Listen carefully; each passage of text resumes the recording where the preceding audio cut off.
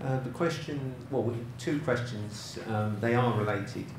How are voluntary and community organisations to be equipped to take on the considerable risk of a payment by results culture?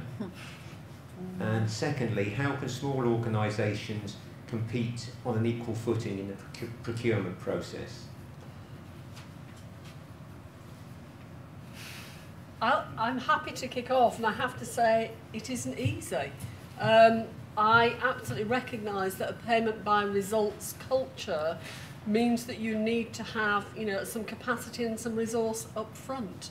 And it's certainly a discussion that was had, particularly when they talked about it around issues like worklessness. You know, real concerns about how do small organisations who haven't got a bank of resource behind them position themselves to do that, as you're only going to actually be paid when the results are in. I think it's difficult. I don't think we have any easy answers to that. I think we can work together and looking at whether there are mechanisms, but I think that's where we need to talk to some of our colleagues in government to try and influence how some of these mechanisms might actually work, and whether there is some way that some, you know, provision can be made, particularly for voluntary sector groups to do that. And I think the same point actually is even more, you know, important when you apply it to small organisations, whether they're voluntary or whether they're private sector, because often very small private sector organisations have the same issue in terms of, you know, cash flow and managing that. So I think all small organisations will struggle with some of this, and this needs probably to be part of our ask back to government about, you know, what mechanisms can they put in place to help support this, because if it supports you, it probably supports us as well.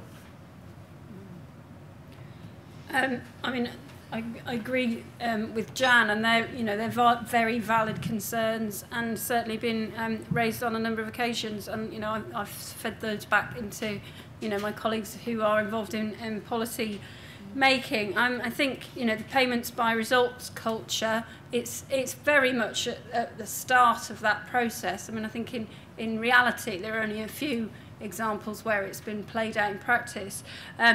I know Wiltshire Council, for instance, are looking at, and actually I raised this somewhere. I'm actually meeting them tomorrow to find out more, and once I do, I'll be very happy to share what they're doing. But they've recently commissioned an element of work using an element of payments by results with the voluntary community sector. And I think that there's an element of payment up front and then a proportion of it payments by results.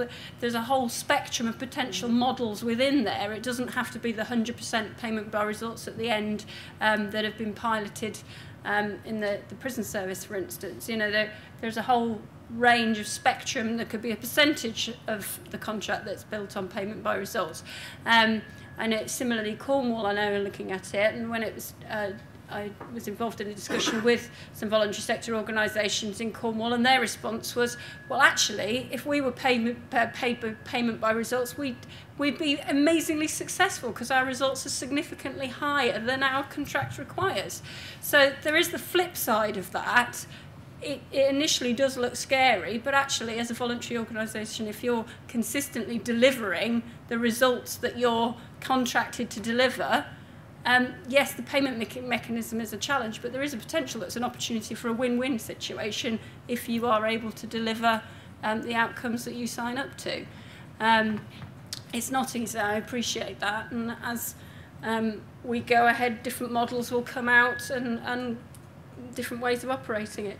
Similarly, small organisations through procurement processes, again, it's almost a mirror back to commissioners. How open are commissioners to collaborative working, partnership bids, and those types of things? And often I'm sure both Jan and Deborah will maybe be able to comment on this, but it might be that reach that the small voluntary sector organisations is exactly what an organisation is looking for in its commissioning, and it's just finding a model to enable effective collaboration of those smaller organisations to get to that reach in terms of local delivery. So again, it's a kind of through the process discussion for commissioners to enable small organisations to be part of the process.